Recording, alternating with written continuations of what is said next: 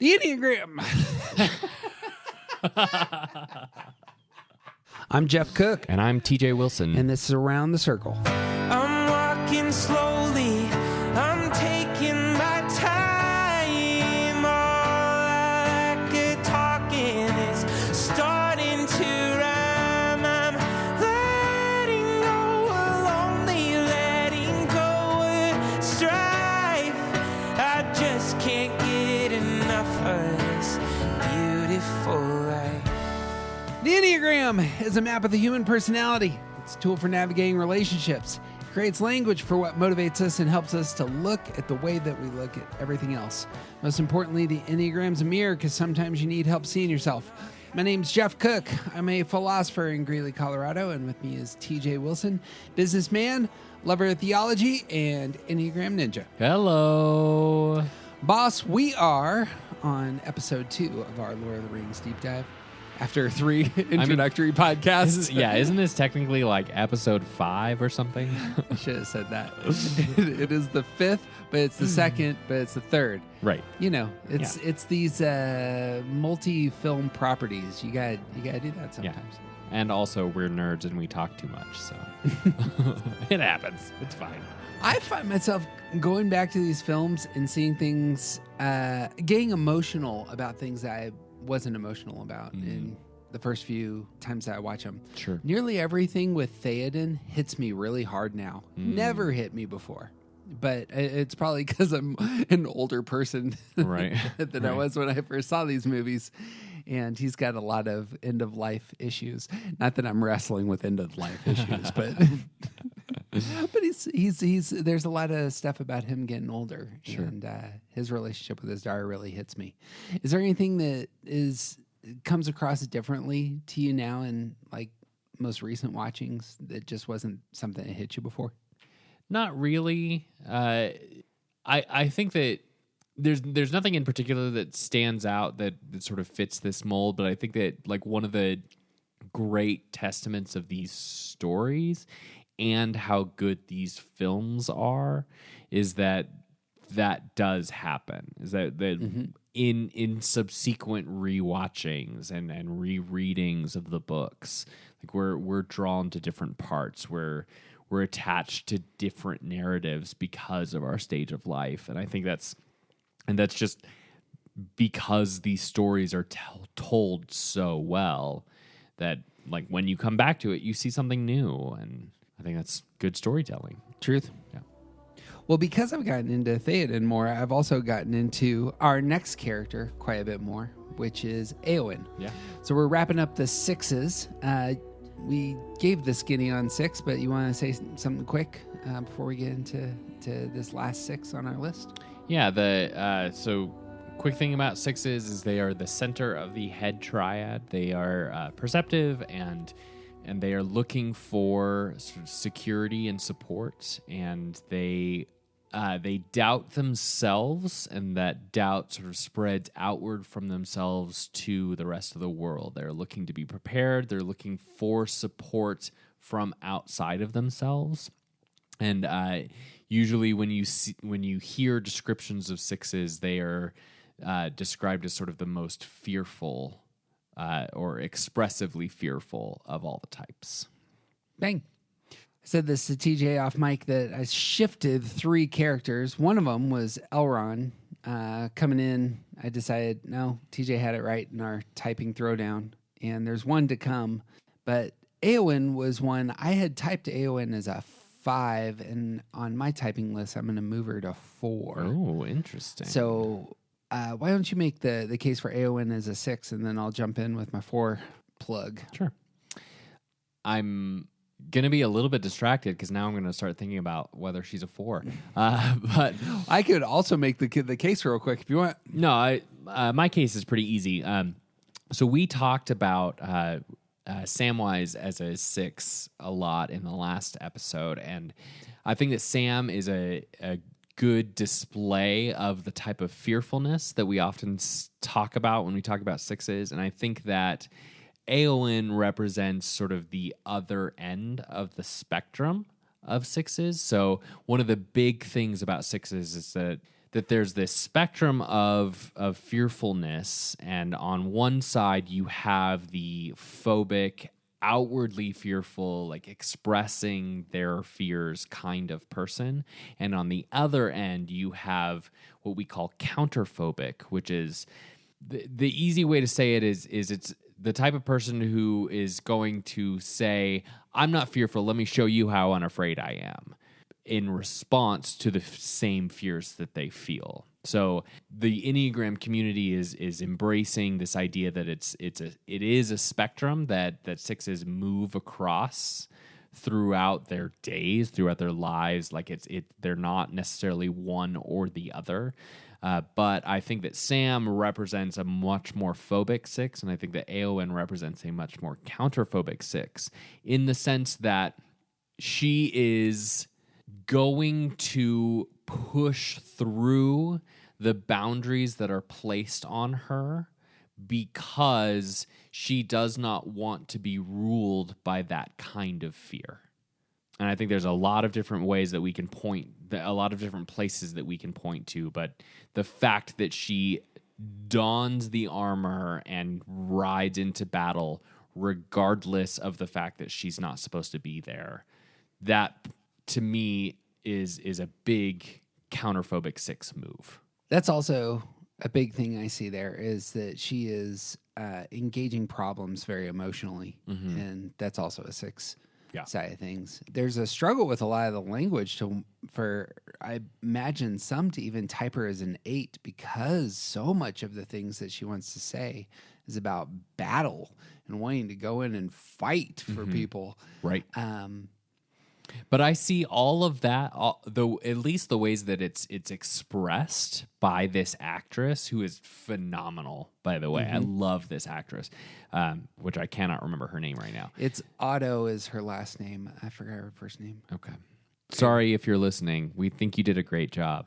But I think that the way that this actress sort of presents that quote-unquote aggression is much more in a, I'm going to show you that I'm not afraid, than it is a genuine, like the way that 8s come at the world is much more sort of fearless. And I think that Aowen's quote unquote fearlessness it's a shield.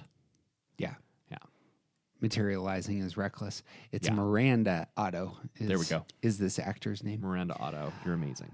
Things that I see at 4 is primarily negative, just to begin. It's not fear. I think that it's envy. I think that she sees herself as really unique and is routinely elevating her uniqueness when she speaks. She doesn't speak very often. I do think that the withdrawn side of 4s you can apply to her, especially in terms of getting attention from her father and from a prospective lover. I think she really wants her dad, and she really wants Aragorn to come to her, to tell her that she is loved and valuable. And that's a lot of where the energy in this character comes from. I also think that she sees beauties that others don't see, not only in herself, but particularly when Merry comes into the fold. She is able to see his strengths and the qualities he brings, and spends a goodly amount of energy and time trying to nurture them, foster them, and elevate them. A true esquire of Rohan. It's not even sharp. Well, that's no good. You won't kill many orcs with a blunt blade. Come on. But core, I think, to this character is a sense of her own uniqueness. She's not like the other women. She can fight. You must lead the people to Helm's Deep. And make haste. I can fight! No! You must do this. For me. She can get in there, and she wants others to acknowledge that. I think those are all great arguments. And Boom. I think that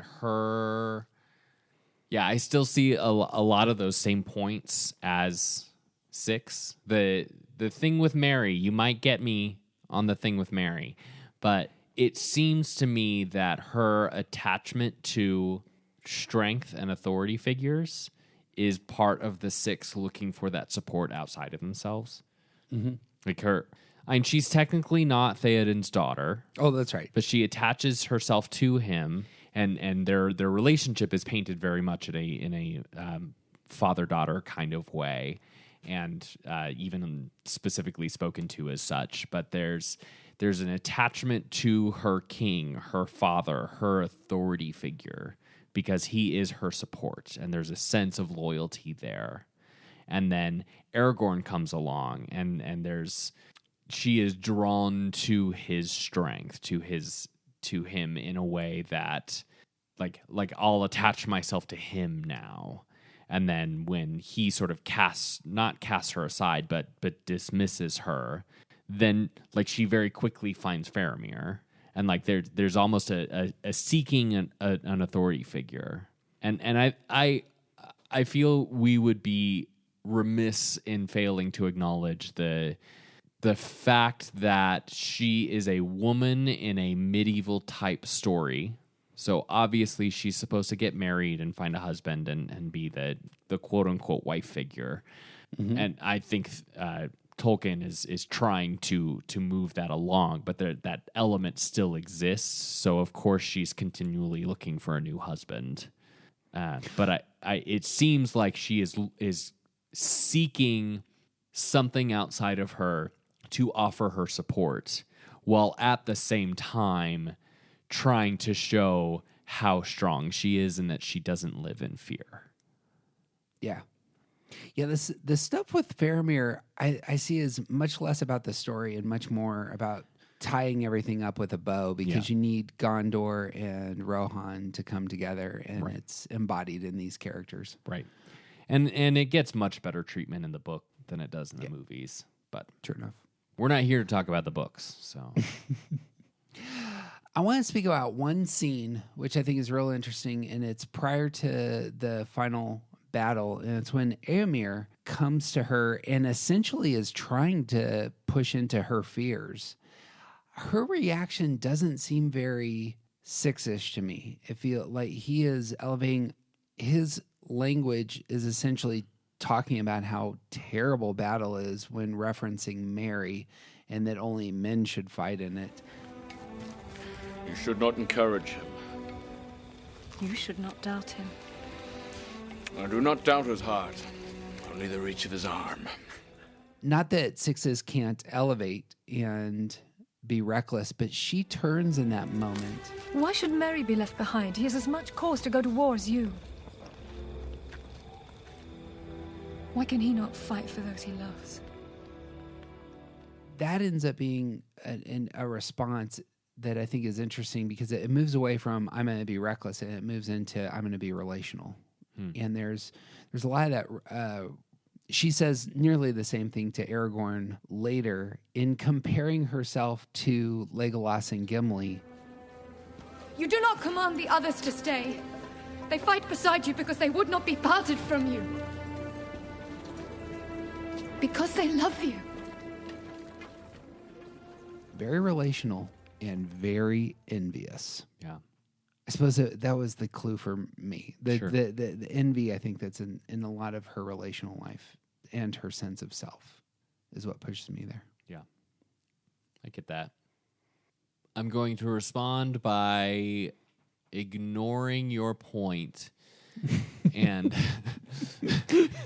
talking about the scene that was sort of pivotal for me seeing her as a six, which was when she is swinging her sword around, practicing moves in one of the halls, and Aragorn walks up to her.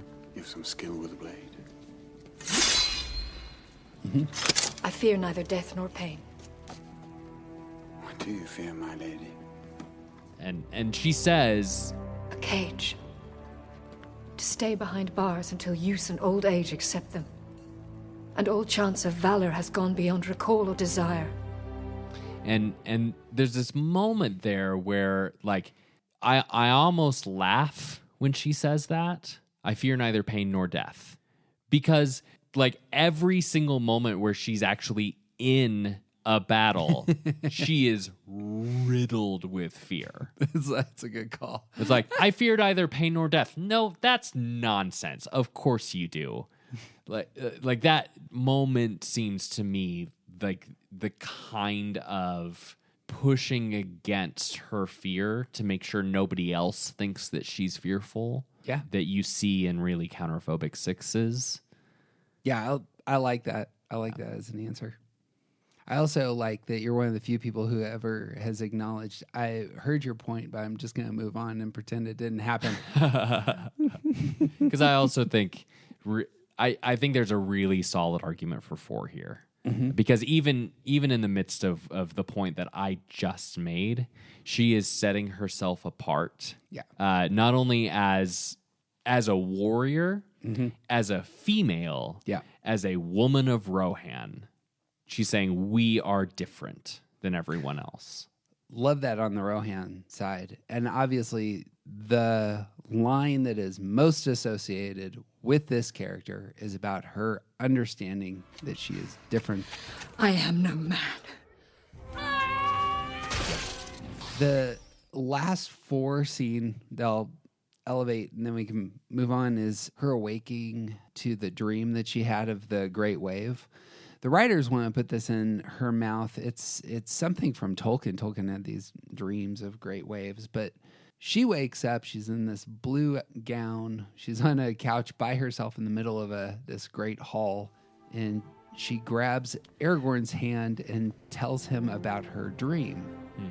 I dreamed I saw a great wave climbing over green lands and above the hills. I stood upon the brink. It was utterly dark in the abyss before my feet. And it just seems to me like the sort of thing that a 4 might do in terms of notice how deep and emotional I am. And how significant this is. Yeah, there it is. And it had this very cool way of presentation to it. Yeah, I get that. All right, that's what I got. I like that. You win 1. We're gonna. I need to come back, so if I can have just a few. One of the great things about this podcast, just this one, we're gonna hit a 6, 7, 8, 9, and 1 discussion in this one. So we're moving from the 6s to the 7s. We're gonna talk about one Peregrine Took, otherwise known as Pippin. Yep. Which, like, why do they all have 2 names? Because Tolkien loves names. What the heck? It is the case that when Gandalf starts being called Mithrandil or whatever, I don't even know how to pronounce it. He's got like 17 different names in the movies. Yeah. Like every character refers to him by a new name. It's like, come on. That Gollum is making up a new name for himself. Seriously.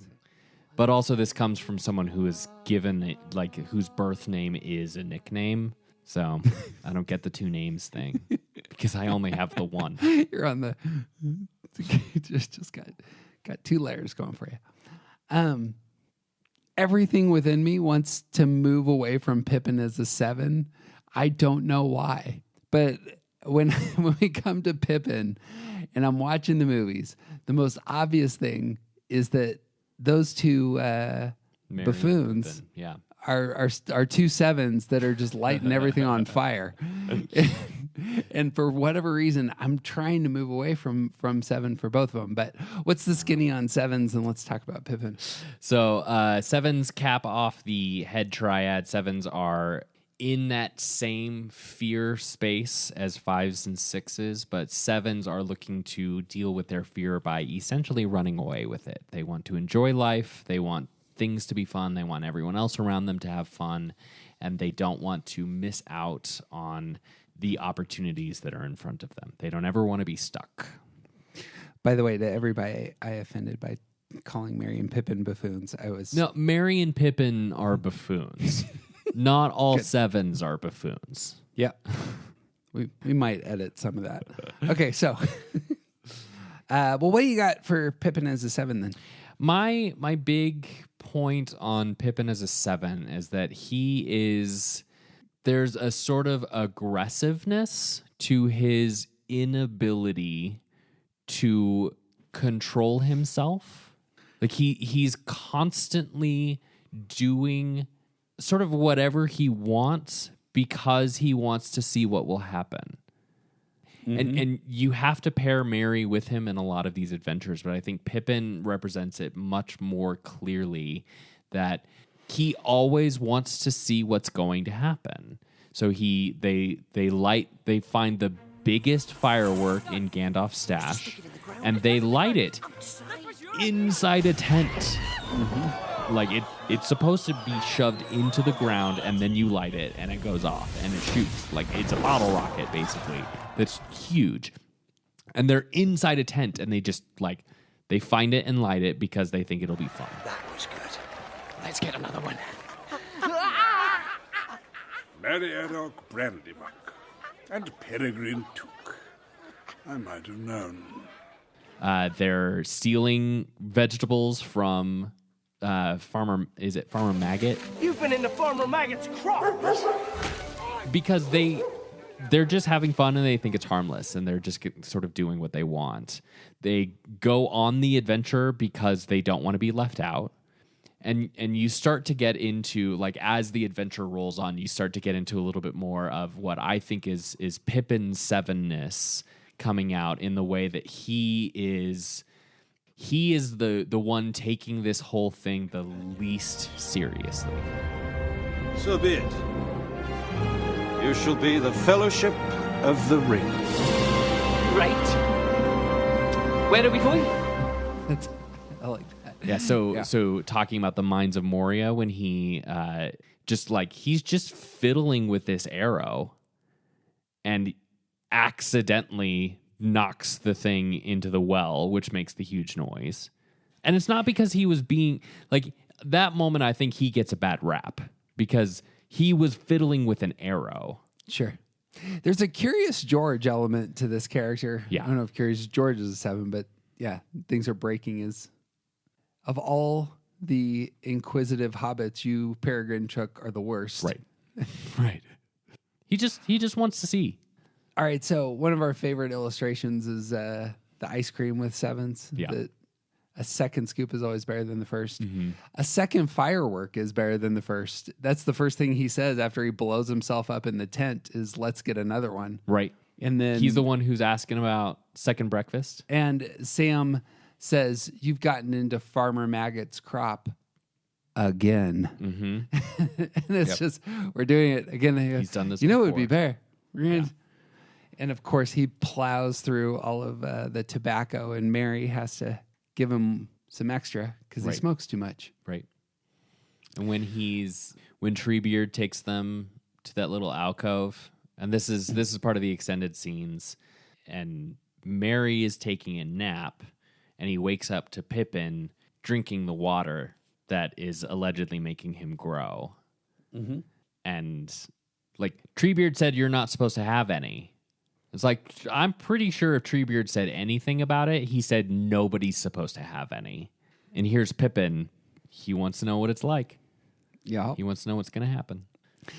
Let me pitch three quick things that by the way, I think that Pippin, I'm going to argue for Pippin as a 9, which seems quite strange to me every time I look at it. And yet I come back to this and I'm like, there's at least a case to be made. First, I don't think Pippin has an anchor in the future. Mm-hmm. I don't see him scheming. I don't see him thinking things through. The line that we already hit about we're going to take the ring to Mordor. Great. Where are we going? What? Sure. It seems like 7s are a lot more thoughtful about the future, even if it's making a bunch of stuff up in the future. Mm-hmm. That'd be one. Second, he gets mocked for not being intelligent all the time, which is just something I don't associate with 7s. Sure. Generally, in my experience, 7s are always.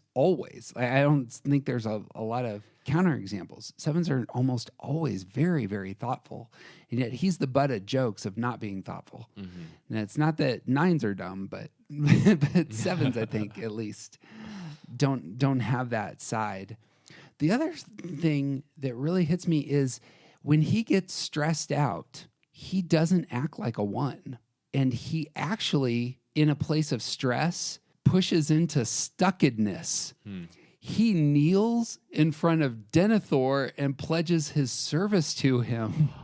Boromir died to save us, my kinsman and me. He fell defending us from many foes. Pippin. I offer you my service, such as it is, in payment of this debt. And it's like, that doesn't seem like the motive of a 7. The motive of a 7, I imagine, is to flee, which is actually something he does say at another point in time. And he says, Well, Minas Tirith. Very impressive. So where are we off to next? Oh, it's too late for that, Peregrine. and Gandalf says, you pledged your service to the steward. You know, you're in the military now, buddy. It's something like that. Yeah. Actually, here's one last thing. Merry is when Merry and Pippin get separated, Merry has this reflection to Aragorn where he is the one saying, He's always followed me. Everywhere I went. Since before we were tweens. I would get him into the worst sort of trouble. But I was always there to get him out. That doesn't strike me as the description of a young 7. Sure. It seems like the 7 is the one that's the instigator. Sure. And so that's what I got. What do you think about those? Because I don't know what to do with those 4 things, really. Yeah. I think that we have not encountered a 7 who is a little bit dumb. You and I personally? Yeah. Right. But they're out there? They've got to be.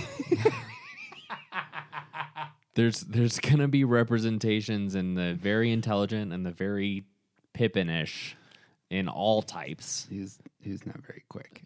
And it's like there's nothing wrong with it. It's just like Pippin's a little bit dumb, and part of that is for comedic effect and to move the story along in ways that, like, we need to have someone who's not thinking appropriately about the consequences of his actions. Mm-hmm. And Pippin is a great scapegoat for that. So I think his, like, looking to the future-ness is wrapped up in him not being very intelligent. I think that he can't clearly see the future, but he wants to get there. I think he's looking to what's going to happen, but I don't think he can see what's going to happen. And part of that is because he's a little bit dumb. I like that. I don't remember all of your other points, but the one in particular, the moment of him kneeling before Denethor, I don't see that as a stress move in the sense of I see that as one of the most mature moments that Pippin engages in the entire story. Okay, yeah. A 7 who has never taken real responsibility for his actions. In this moment of, you could call it stress, and I want to specifically lean on it being a mature move, takes responsibility and does the right thing. And the absolute right thing in that moment is to offer himself as sort of payment for the debt of Boromir's life. Yeah. Here's where the 9 materializes for me. Nothing about Pippin looks like a 9 to me, except for all the motive kind of stuff. One, I think he has merged so severely with Merry that he's almost he's taken on that kind of energy. So that'd be 1. 2, he strikes me as always terrified and stressed.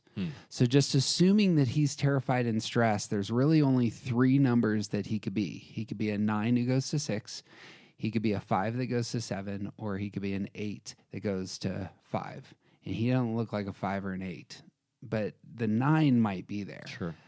The third thing is kneeling in front of Denethor. If that is a stressful position, that does make a whole lot of sense for a 6, for a 9 picking up the tools at 6. I'm going to pledge my service. That's a loyal image, but it's done so that he can bring peace to a situation in which he is brought.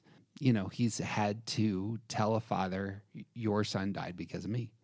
those are the sorts of things that begin to emerge for me. When he gets connected to Gandalf, his personality feels like it changes sharply. When he's away from Mary and now just with Gandalf, he's still him. And the 9-ness, actually, his positive outlook in terms of problem solving is still all there, even though I think it's a lot more aggressive than most 9s would be. But the maturity that I think you're bringing up, I want to say is much more about that. If he were a 9, it would be he's with this very mature person, and so he intuitively understands I need to change. Sure. I mean, that might work if I thought that Mary was a 7. And Mary could still have a bunch of.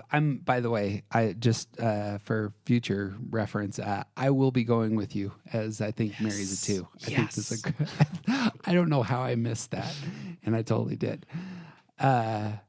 We need to understand where is the energy coming out of this relationship, right? I don't see his fearful moments. I don't see them as quote unquote specific, like as stress moves in the way that we talk about Enneagram movement. I think it's legitimately just fear. I think and he seems like the type of character who is trying to avoid those fearful places, which can easily apply to 9 and 7. 9s are trying to avoid conflict at all costs, whereas 7s are trying to avoid like the negativity in general. And there's a charmingness about them that is trying to get out of trouble despite them getting into trouble in the first place. 9s would tend to avoid trouble, period. Whereas 7s are going to get into the trouble and then try to charm their way out of it. This was actually, as you're speaking, it's reminding me that it's the relationship between Gandalf and Pippin where I think a 9-ish personality really comes out. The conflict avoidance, I think, that's in Pippin when Gandalf, the 8, is routinely pushing him, hitting him, mocking him, demanding that he grow up. It feels like he's always kind of averse to that conflict as opposed to pushing into it with an aggressive energy. Yeah. And I see him in the first part of his interactions with Gandalf. I think he's always getting into trouble with Gandalf.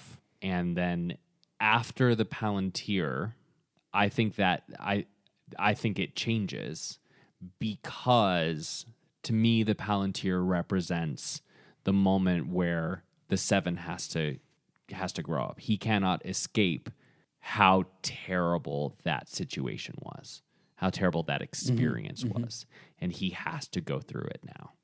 And so his maturity starts to come out as post Palantir. Would that not work in the same way for a 9 who doesn't want to be controlled? He utterly lacks control after the Palantir and he needs something else now. It's forcing him into action. I don't think it's forcing him into action any more than he was active before. Yeah. He's making better choices with his action now. I will give you points on there's stuckedness all over that situation. I can't possibly get out of this situation where the Dark Lord has seen me and thinks I have his most prized possession. That's being stuck. And it's because of my behavior. Yeah. Because of my immaturity, because I couldn't not look. Yeah. We have to say that he's a desperately immature, youthful character. Yeah. And this is his first big stumble or whatever, and it's real big. Yeah. He does feel like he's stuck in the military, and when there's the death scene, what appears to be a death scene, when he and Gandalf are waiting to be killed, and Gandalf speaks words of comfort over him. I didn't think it would end this way. End? No, the journey doesn't end here. Death is just another path. One that we all must take. The grey rain curtain of this world rolls back, and all turns to silver glass. and then you see it. What? Gandalf. See what? White shores. And beyond. A far green country. And a swift sunrise.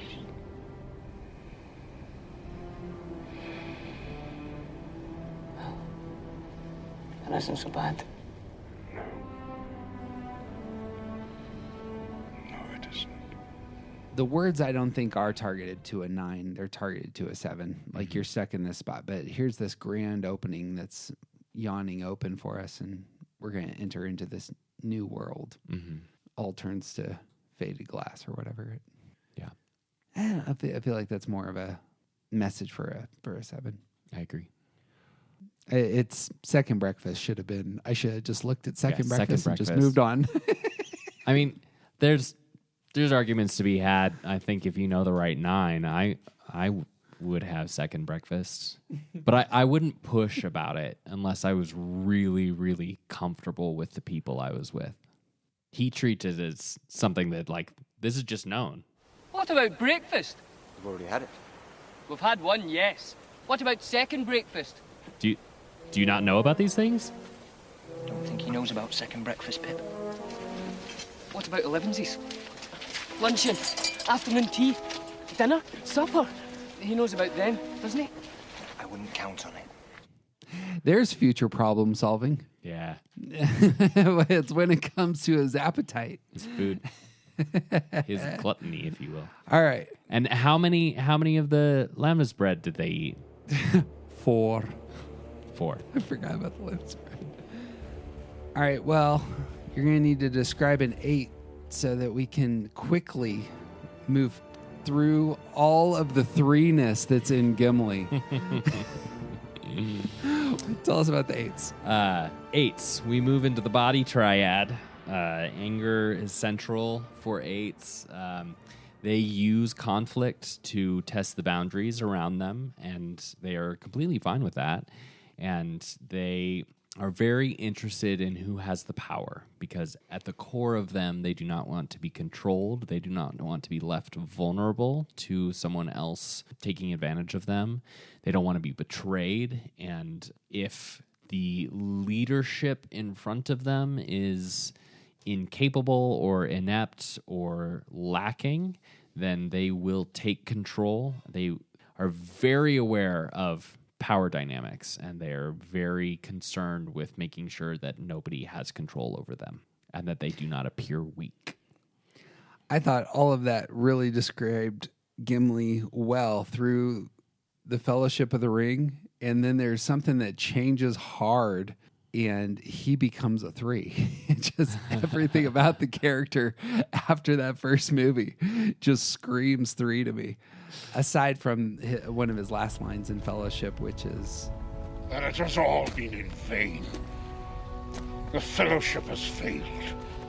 Yeah. And he's very aware of their lack of success. Yeah. But when there's a new goal, saving Pippin and Merry, he perks up.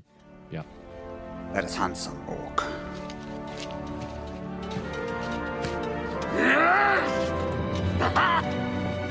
So I'll say from the outset that we mentioned this in previous recordings, but I spent a long time coming up with an argument for Gimli as a 3 because it's what I needed in order to shoehorn in the 9 types. And I think there is a really solid argument for a 3. But I shifted back to 8 before I got through the end of the movies. And so I'm going to be arguing for 8, but also I agree with a bunch of the points that Jeff is going to make for 3. So just getting ready to get dunked on. Here we go. yeah, we'll see. Come, Gimli! We're gaining on them! I'm wasted on cross-country. We dwarves are natural sprinters. Very dangerous over short distances. Struggling to keep up. Gonna reframe that sucker. Yeah. Or make sure that you understand that this is not a weakness, that we are wasted on cross country, that I am very strong when it comes to this other thing. Reframed. Well, this is a thing unheard of. An elf will go underground, when a dwarf dare not. Oh, I'd never hear the end of it. There's a lot of appearance there. In fact, we could name a handful of quotes from this character where it's all about appearance. The appearance in the eyes of the elf. And there's so much about him not wanting to look foolish or weak or small, and so much about this character can be easily ascribed to 3 and 8. There's so much about 3s and 8s that sort of meet in this middle place of not wanting to appear weak, not wanting to appear foolish. Both types project an image. And one of them is very concerned, 3s are very concerned about what other people think, and 8s are very concerned about protecting their vulnerability. Truth. We actually mentioned this in the last episode, that this is real common in American culture for 3s to want to appear strong like 8s would. Right. And that would be an argument for him as a 3 over here. Yeah, it would be if he was a 3. Not only does no one toss a dwarf, obviously that could show a lack of strength, but there's also an appearance going on there and a defense of his race. When the parallel of that happens in Two Towers, where he turns to Aragorn, who, being the 9 that he is apparently a place of, what would you call that? Safety. Yeah. Toss me. Don't tell the elf. Yeah. Not a word. So there's this. You're bringing up all things that I've already thought about. Sure, yeah. In my art, like these are great arguments for 3s, but specifically thinking about the not tossing a dwarf part. So there's a very clear element of perception here. Like he doesn't want the elf to know that he's going to be tossed because he doesn't like it's all about his appearance, but also recognize that this specific moment, he is entirely, like, he immediately acknowledges that he is not capable of jumping that distance, and gives the power to someone who can solve this problem. Like this is one of the places where I see a clear difference between 3s and 8s, is that 3s, being continually concerned about their image, they're going to be less likely to acknowledge their legitimate, I don't want to say faults, but like moments of weakness, inadequacies. They're going to reframe it. Whereas an 8 who sees this like this one moment, I'm not going to be able to do that. Also, please don't tell anyone. Like, put it right out front. Messaging. Like, he's not going to tiptoe around this. He's not going to reframe it. He's going to say, you have to toss me because this has to get done. Seems like the 3 answer is just a lot more obvious in my mind. I disagree. I need you to toss me. Don't tell the elf. We need to make sure that, you know, there is clearly I want to have an appearance in terms of the competition I'm having. Mm-hmm. Yeah, 3s and 8s, both highly competitive. Yep. That'll come out. The fact that he waits to lie about his number after the battle at Helm's Deep, Legolas comes back. Final count, 42. 42? Then Gimli starts making fun of him. That's not bad for a pointy-eared elvish princeling. I myself am sitting pretty on 43. Just, you know, and of course you know he's lying. He hasn't even counted, but the appearance of the number matters. There's no reason for him for us to assume that he's lying. Of course he's lying. We don't know that. I think we know it. we have no reason to assume that he's lying there. Aside from the fact that he's a deceptive character. That is a significant assumption. He was twitching because he's got my axe embedded in his nervous system. Okay, I got 2 more then. When they come up on the burning pyre find the belts of the two hobbits of Merry and Pippin. He doesn't say we weren't strong enough to protect them. He says we failed them. Yep. I think he's the only character that uses the word fail in all three films. I think. I might be wrong about that. There you go. At least on his radar. Yeah. The gift that Gladriel gives feels like it is received, and it's received in his heart. Henceforth I will call nothing fair unless it be her gift to me. What was her gift? I asked her for one hair from her golden head. She gave me 3. That feels like a real emotional thing. I think there's actually an argument for 8 on this as well, but yeah, just to me that is a the innocence of wanting a single strand of her hair is significant to me. He's walking through that forest and he says, "Stay close, young hobbits. They say that a great sorceress lives in these woods. An elf witch of terrible power. All who look upon her fall under her spell. And are never seen again." that sounds like somebody meditating on their vulnerability. Yeah. Yep. And that's why I said Gimli is an 8 to the core in that first movie until the end, with perhaps the desire to say, "Hey, look at these hairs." The whiz bang thing I saved till the end was, of course, when he fell off of his horse and jumped up real quick and said, All right, nobody panic. It was deliberate.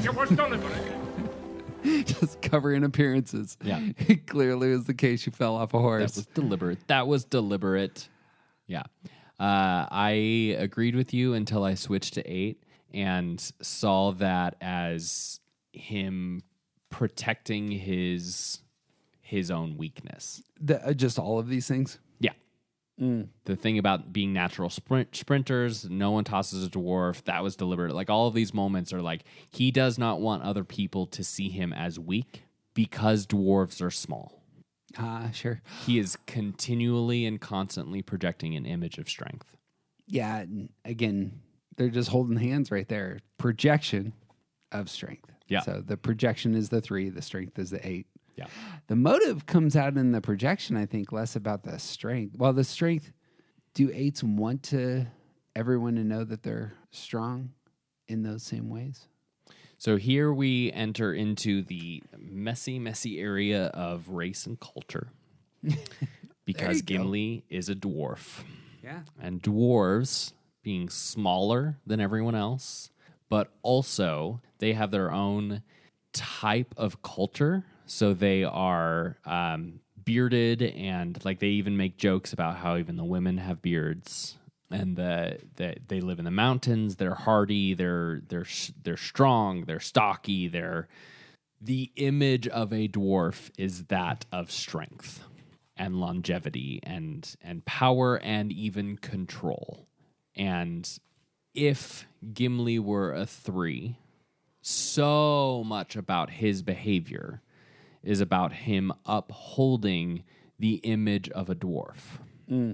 But if you fold in the complexity of actually having other dwarves on screen, which we bring in with the Hobbit movies, then you also have to account for the different character types that are there. And like in particular, the thing that really swayed me was the scene where Gimli is getting drunk. Towards 8? Yes. Okay. Gimli is one of the most sort of lewd characters in the entire story, in all 6 films. And I think that like his sort of brazenness, the way that he pushes to make other people uncomfortable, like he says inappropriate things in order to provoke several times, and in particular the scene where he he and Legolas have essentially a drinking competition where he's already had a few, and like the things that he's saying are lewd is the best word for a story that isn't disgusting. Sure. But on top of the projection of strength, there's also the challenger nature of Gimli, I think, moves me significantly away from 3 into 8. I think there's an argument to be made that Gimli is upholding the image of his people. Oh, on the 3 side? On the 3 side. But I think you can't get away from the fact that he is bringing a lot more of the kind of, I don't want to say gross, but gross aggressiveness that 8s typically embody. Sure. No, I like that as an argument. Yeah. The lustful side, I think, is there more than the deceptive side. Yeah, agreed. There's the reframing side that comes up, but I don't think there's I think that we haven't said it yet, but I think that there's a much stronger case for anger as an underlying feeling than shame. Yes, agreed. 2 last points for me. There's when he's getting dressed in the chainmail, it's clearly too long. This weaves back into defending your people, but also reframing his image in the eyes of his friends. It thumps to the ground, and he says, "It's a little tight across the chest." Right. Emphasizing, have you seen my huge pectoral muscles? Right. Again, it just weaves right back into our discussion about whether or not it's projecting strength and how you think about that. I think the last line between he and Legolas is just glorious. It's kind of like the death of Spock. I cry every time. I thought I'd die fighting side by side with an elf.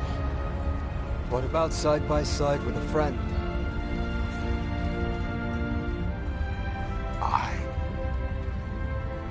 I could do that. You'll notice the undercurrent there, though. He, in his last moments that he thinks he's going to be alive, is real interested in his image. Or he's really interested in establishing that there is a boundary between us. Because you're a despicable elf. Is that something? But he's making the joke? Yeah. And in a confrontational way. Yeah, there you go. Yeah. It's in a confrontational way. That's a good way to put that. And this is another one that can't. I think there's an argument on both sides, but I think that when they are like the very start of the Battle of Helm's Deep, and you pan the camera across and you see all of these men and elves standing at attention on the parapet walls, and then there's Gimli who's stuck behind a wall because he's short, and he's like jumping and saying, "What's happening out there?" Shall I describe it to you? Or would you like me to find you a box? and Gimli's laugh in that moment, to me, strikes me very much as like the type of acceptance offered when 8s get their crap thrown back at them. Sure. Like they're constantly pushing, and they're pushing their boundaries in these like I'm going to say inappropriate things to see how other people react. Yeah. And when other people push that back at me, we're equals now. Mm-hmm. And like the way that he laughs at that is like you get me and I get you and we're going to be okay kind of moment.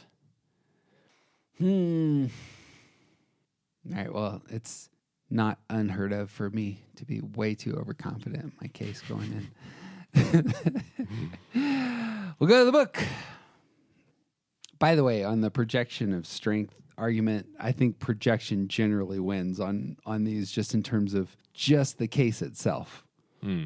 I think he's always trying to make sure people know he's strong. Yes. The desire to always make sure people know is all you need to say. That he's strong. Because a true 3 will adapt to what their audience is looking for. And a true 8 doesn't always need other people to think anything about them. Eights don't need to be seen as strong by others. They need to know that they are strong. There's a lot of eights who could care less what other people think about them. Well, but Gimli is like it's always in moments where he looks like there's something about him that seems weak. Falling off the horse, I think, would be a case in point in this. He's not vulnerable. There's nothing like. Yeah, he is. Who falls off their horses? Fools. He's not vulnerable though. Yeah, he's with people. He's with people that care about him.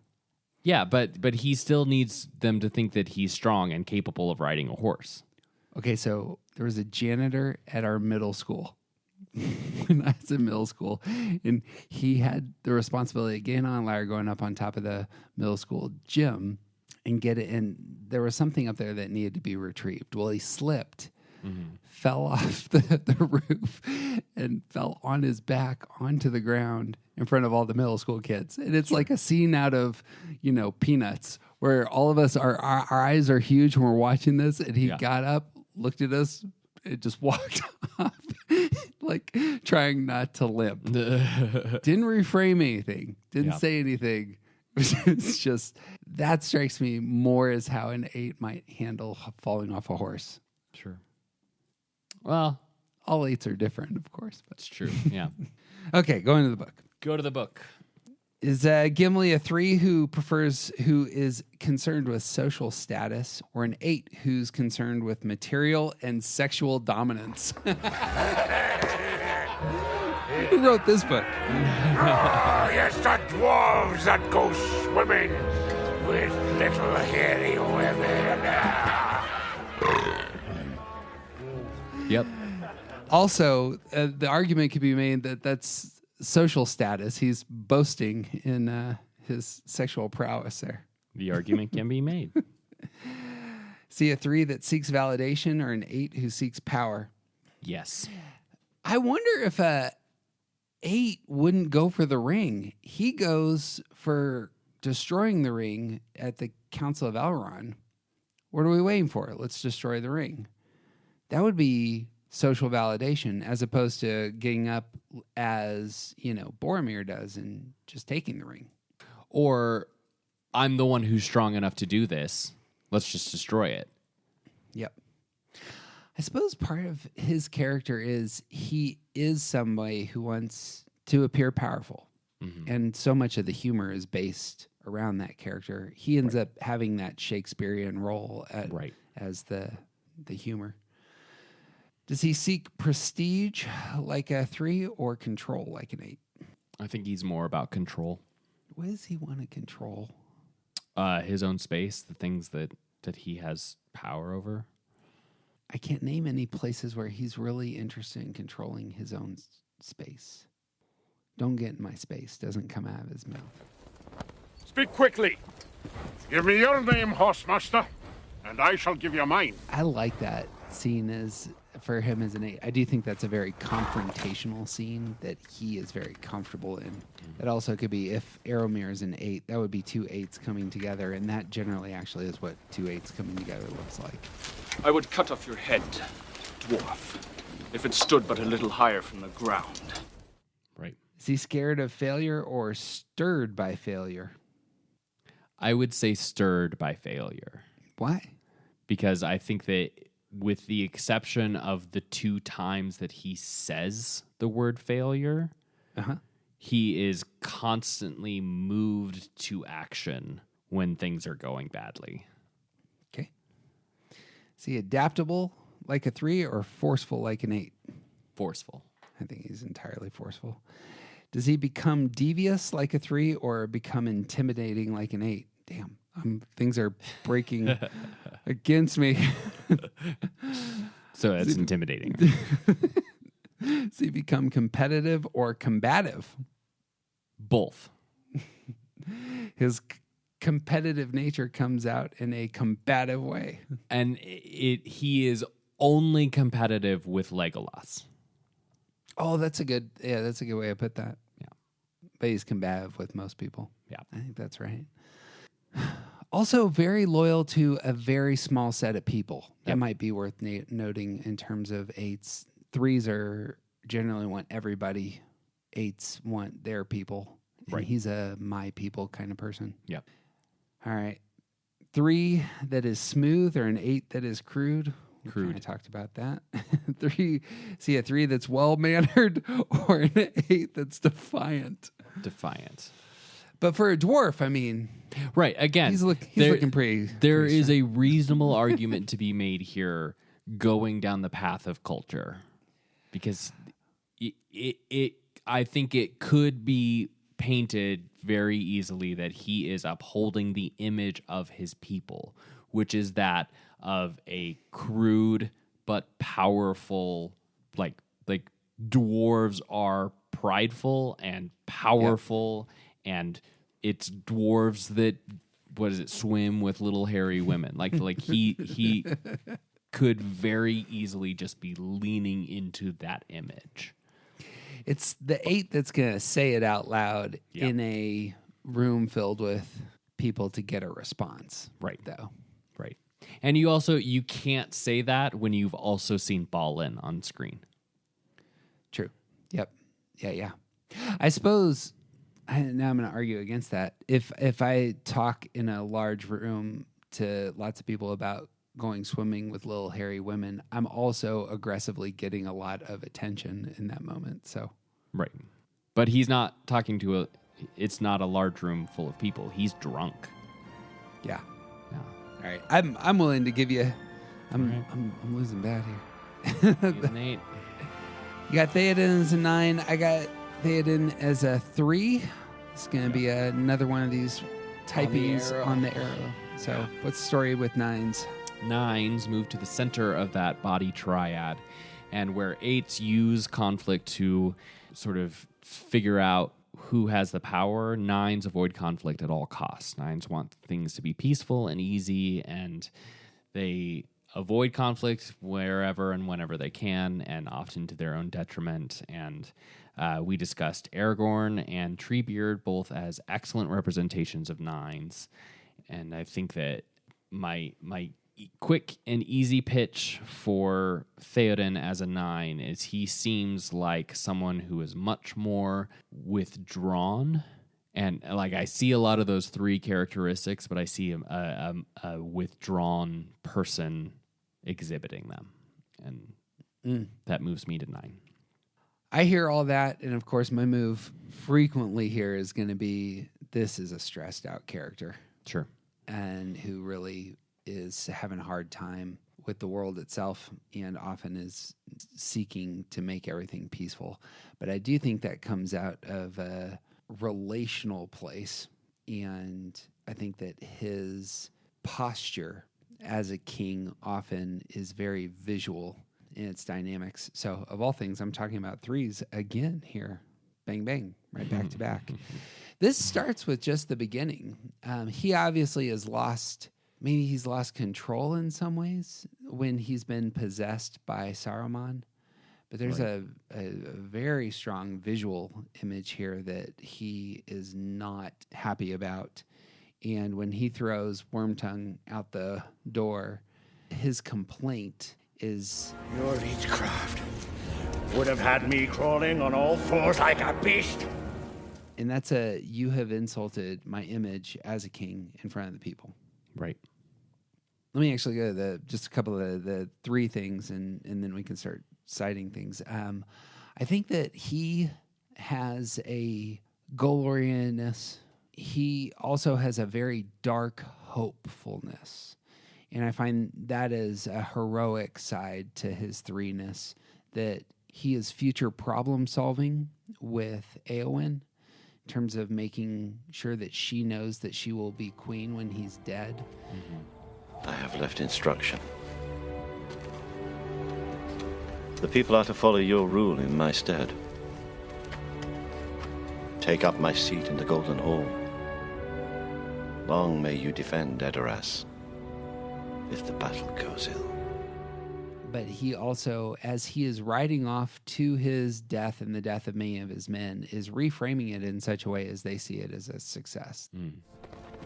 Arise! Arise, riders of Theoden! Spears shall be shaken! shield shall be splintered! A sword day! A red day! And the sun rises! This is a glorious day imagery. And all of that coming out of his heart seems like the sort of values that a 3 would hold. Yeah. So that's what I got. Yeah. So the 2 big lines from me, I'll start with when he's having a conversation with Aragorn and some of his other advisors, and like they're talking about the fact that Saruman is coming with, like, Saruman's army is on its way, and we can either ride out to meet them or we can go hide in our fortress. And Theoden says, I know what it is you want of me, but I will not bring further death to my people. I will not risk open war. Open war is upon you, whether you would risk it or not. And there's just this avoidance of the reality of the situation. And then, like, his decision is to retreat to safety. It's to back away. They withdraw to the safety of this fortress as opposed to engaging in the conflict in front of them. Yep. And if I was looking at this with slightly clearer eyes, I would have definitely recognized that is a stressful move from a 3 going and picking up some of the retreat of 9. So, yeah, you win. But my other big point was it's not nihilism, but it is a sort of resignation, like almost listlessness of the specific line is, So much death. What can men do against such reckless hate? like that line, just like it speaks to the language of my heart. I think that's spot on, and that man is stressed. Also, it is a stressful move from 3 to 9. To even go further there, he has failed. Yep. Ain't nothing he can do. Yep. The next turn is real interesting because Aragorn comes to him and says, Ride out with me. Ride out and meet them. For death and glory. For Rohan. For your people. and Theoden all of a sudden sees this as something that he can do. There's an action. And glory. And that's what he says. Yeah.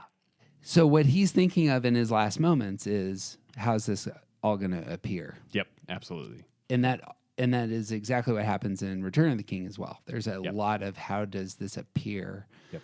I go to be with my fathers sort of language, you know? And the language that he uses in speaking to like cheering on his men is very much the language of the incredibly like mature three leading people into a dangerous and scary situation. And we are all in this together. That becomes his heroic side. Is I find this character just phenomenal on twofold. And I said this kind of earlier, that this is a character that really appeals to me as I get older.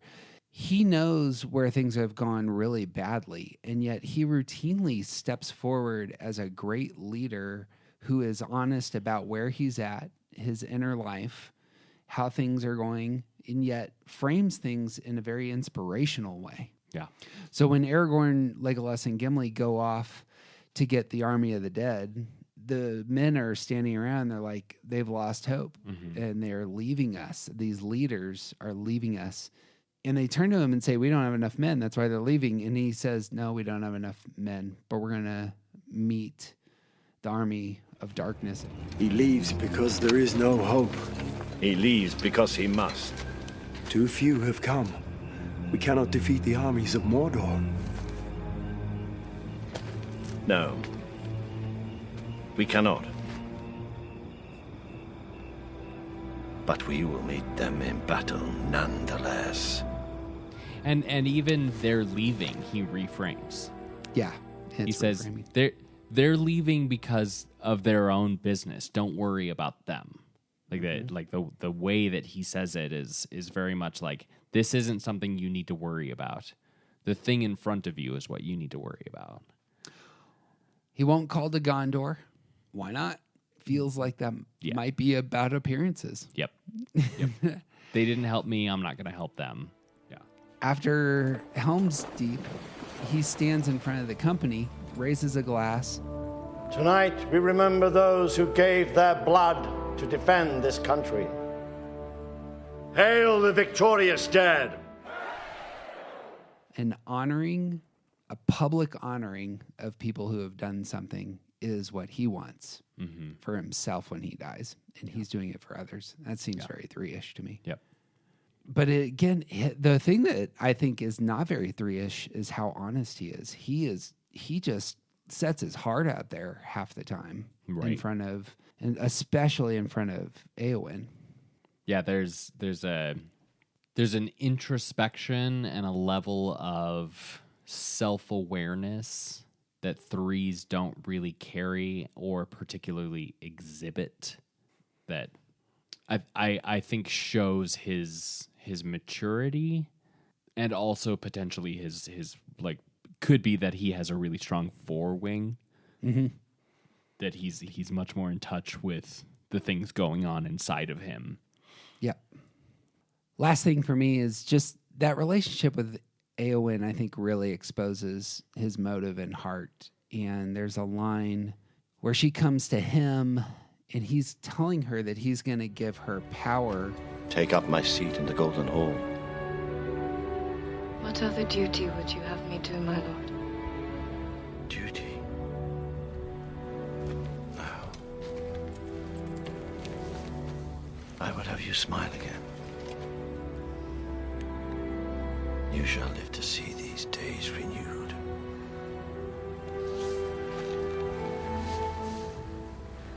No more despair. That is a very visual request. I want to see something of your appearance. And that would just be at his heart that he longs for. He obviously smiles, communicate lots about the person, but it's what's being conveyed from a person, their appearance, that's just part of the language. Yeah. You know? And it's also the intention behind it. Like, obviously there's a lot to be said about older men telling younger women to smile, but in this particular instance, I think there's an intention behind it that I want you to be happy again. There's a very emotional, like a heart center focus about what he wants for her. Yeah. Whereas like a 9 would be, I want you to live your life. Potentially, I think a 3 is much more likely to be, I want you to experience fullness of your emotions. Yeah, that's exactly right. Having a 9 parent, I can confirm. That is exactly what she said to me all the time. Yeah. On his, he's been severely injured and is dying on the ground. Éowyn comes to him, and that is the place where he says, I know your face. And she's smiling. So there's a good completing of the circle there. My eyes dark. No. After she says, I'm going to save you. His last words to her. You already did. Just like Darth Vader, by the way. Or did Darth Vader say it just like they did? I need to look that up. I should have looked that up. I don't know if that's in the book. Yeah. You have to let me go. And notice this, and notice the underlying feeling. I go to my fathers, in whose mighty company I shall not now feel ashamed.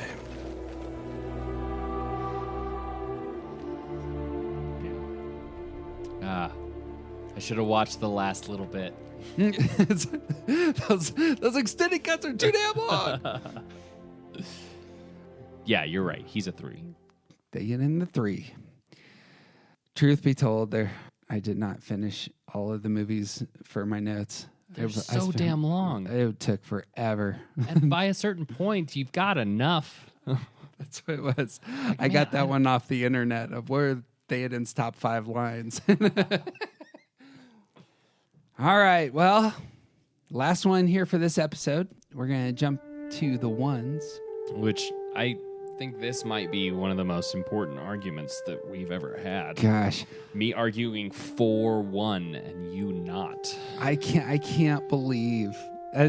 So I can't make a slam dunk reference this time because now I'm. Who knows what's gonna happen?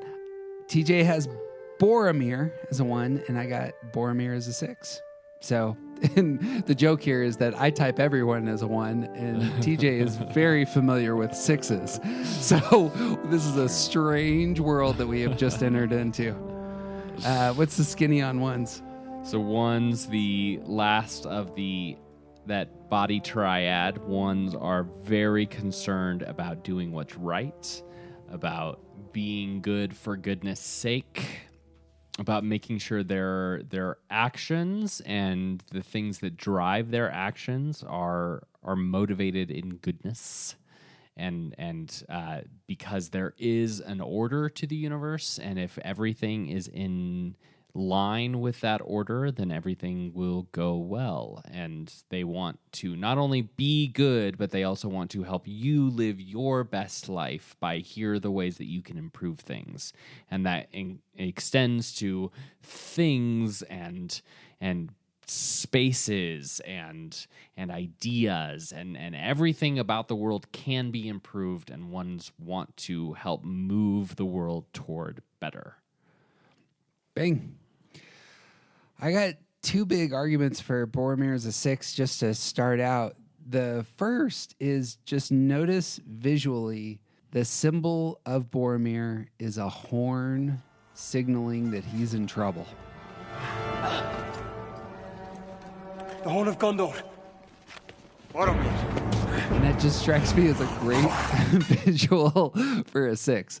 Sure. Like, I'm carrying around this huge horn just in case something goes badly so that I can signal for help. Because that things can often go badly. You'll know this, TJ. Sure, yeah. I mean, you need other people's help. You got to think through these things.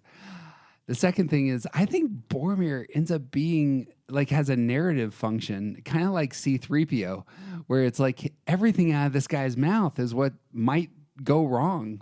And this, as you will know, is a characteristic for some 6s, verbal processing their fears. And it's used narratively here, but we could just go down the list of, like, nearly half of his dialogue is about some future obstacle problem, something that might get him.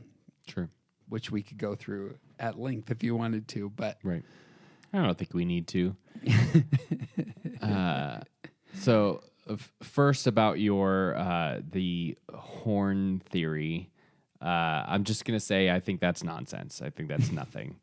I have no response beyond the fact that... How about this? Does a 1 carry a big-ass horn all over the place? That seems very... I mean, if the 1 is a captain of Gondor, maybe. It's part of the uniform? Yeah, because he has to, he is... not only a warrior, but also a leader. And the horn is part of that leadership. Okay.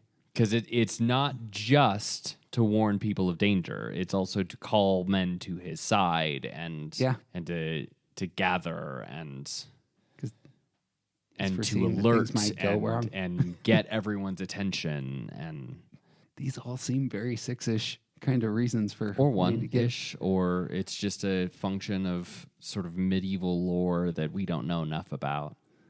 All right. I think you're reading way too much into the horn. So I like my argument. I don't really have that much to respond. If you were arguing for 6, you would have loved that horn argument. Yeah. And then regarding the ways that he sort of expresses fear, I don't read that as fear so much as So he's essentially entirely and eternally focused on Gondor. He's not. It's not like the way that his language expresses these things. It's not about how everything is going to go badly. It's about there's a heavy focus on Gondor, and it's all about what the bad things that are going to happen to Gondor, and to me, like the way that this expresses itself, it comes out much more in the, if we don't do things my way, these are the bad things that are going to happen. In that sort of unhealthy one, prophetic, almost pharisaical kind of expression. And if we fail, what then? What happens when Sauron takes back what is his? Let me hit that for 2 seconds. I see it as less idealistic, and I feel like he's an attacher. He's attaching for security. This would play into how this works for him threefold. He's attached to his father, but there is a move once the ring appears on the scene that he sees that's a better place for me to attach for my security. I can see the idealism there. This is how we're going to fix the problem.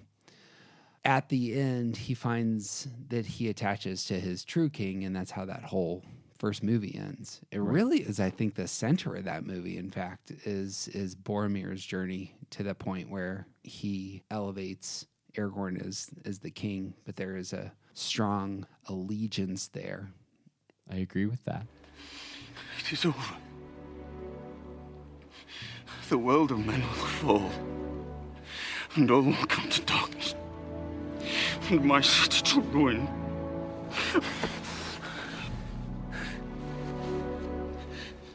I do not know what strength is in my blood, but I swear to you, I will not let the White City fall,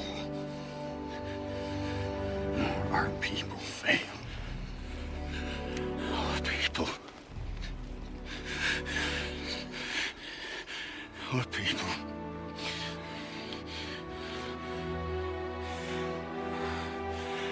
I would have followed you, my brother. My captain. My king.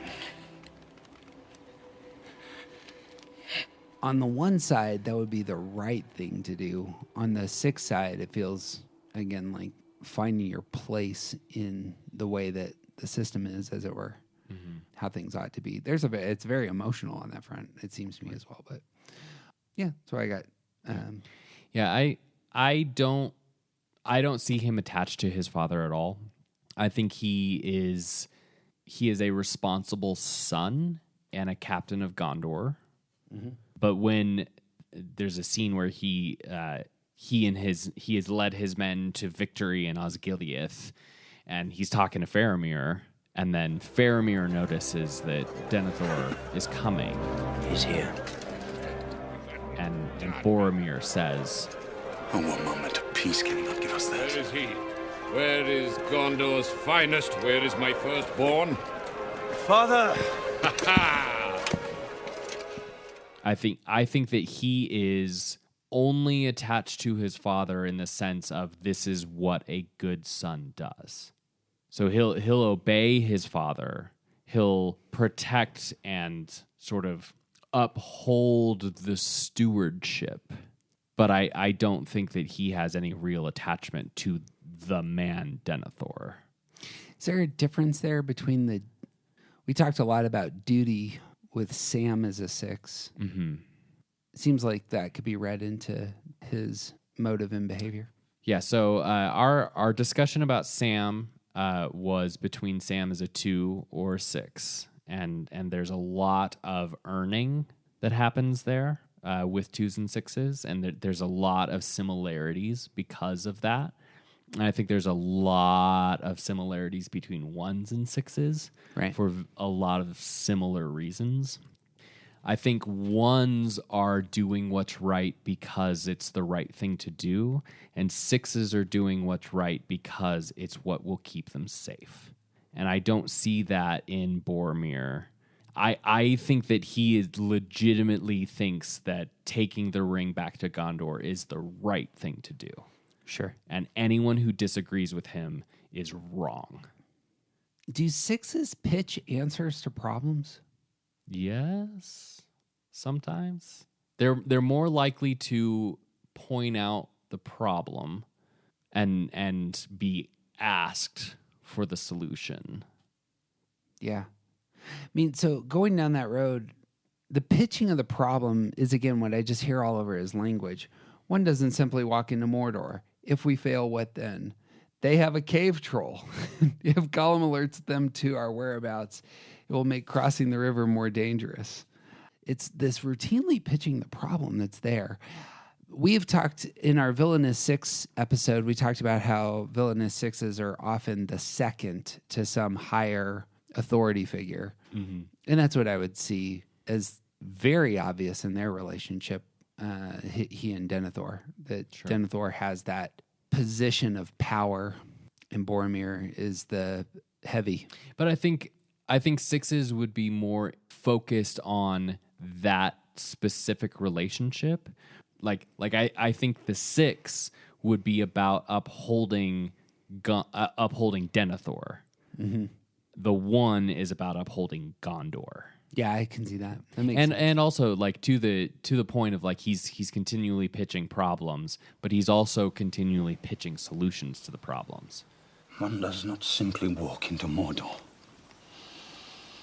Its black gates are guarded by more than just orcs. There is evil there that does not sleep.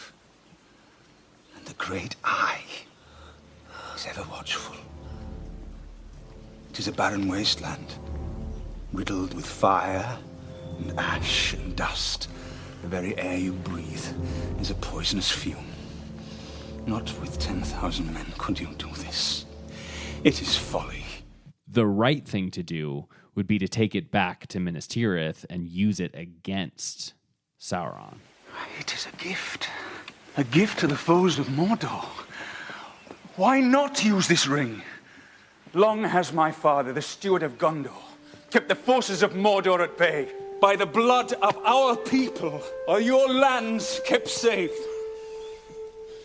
Give Gondor the weapon of the enemy. Let us use it against him. Feels, again, I suppose, just to cut to like really base underlying feelings, he feels like more of a fearful person than an angry person. Oh, I disagree with that entirely. It feels like that's in his language that I've just stated. It's also in terms of how he talks about fear. Like in his last dialogue with Frodo, it's almost as though he's weaponizing fear. We're all afraid, Frodo. But to let that fear drive us to destroy what hope we have, don't you see that is madness? I ask only for the strength to defend my people. There's your point. What chance do you think you have? They will find you. They will take the ring. And you will beg for death before the end. I see your mind. You will take the ring to Sauron! You will betray us! You go to your death, and the death of us all! Curse you! Curse you! And all our place! The weaponizing of fear there seems strong. What's the one side there? I don't disagree with that. I think the unhealthy one is weaponizing fear, and he's saying it in a really angry way. Yeah. That whole interaction with Frodo at the end. Yeah, it's filled with anger. It's filled with anger. Dare we say frustration? Yeah. That could work. I can see that it's working. Okay. If you would but lend me the ring, and then he says, Why do you recoil? I am no thief. You are not yourself. Like, I don't want you to think I would steal this while I'm trying to steal it. Yeah, I like your argument. Okay. There's also one particular thing that is also in that scene with when they take back Osgiliath, which again is part of the extended scenes. So he gives this big speech to the men. It's a great, glorious leader of men kind of speech. Good speech. Nice and short. Leaves more time for drinking. This is probably the most secure moment that we see for Boromir. Right. And what does he say? Break out the ale! These men are thirsty! Remember today, little brother. Today, life is good. Let's go drinking. Let's party. It's true. On the flip side, on the security side, the last thing that Aragorn says to him is, "Be at peace, son of Gondor," wanting to elevate him into his secure self in the afterlife. That's just not as good an argument as let's go drinking. And also, be at peace is just a general end of life kind of sentiment. You could say that about most types, I think. Yeah, but that doesn't work into my argument. Well, you got me there. I like that. Okay. Yeah, the desiring the system that's going to make everything work in fighting for the ideal that has hit you. Yeah. And I think there's idealism throughout his character. The way the things that he is fighting for is an idealistic vision of the future. Definitely an earner. Yeah, for sure an earner. Yep. Finds himself trying to repair a broken family. It's clear that his father and younger brother don't connect. Right. There's some of the extended stuff is him speaking into that. Right.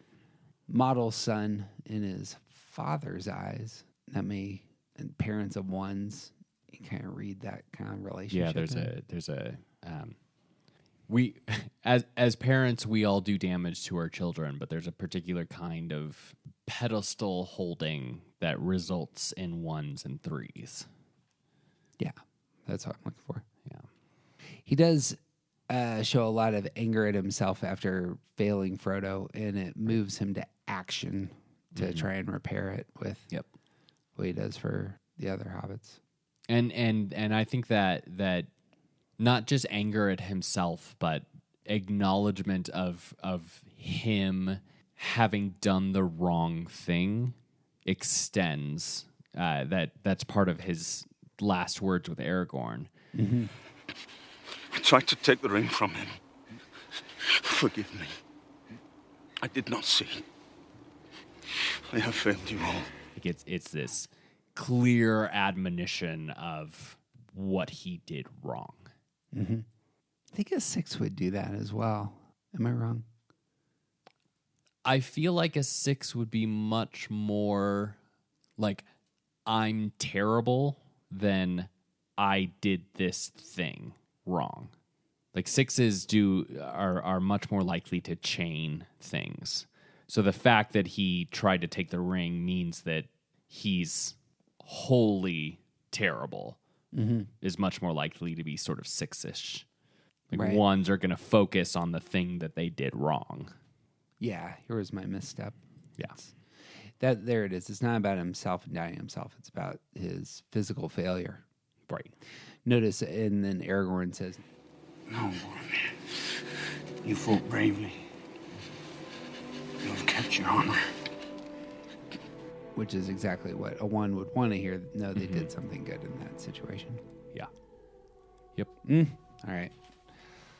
Folding that hand. Seriously. 2 dunks.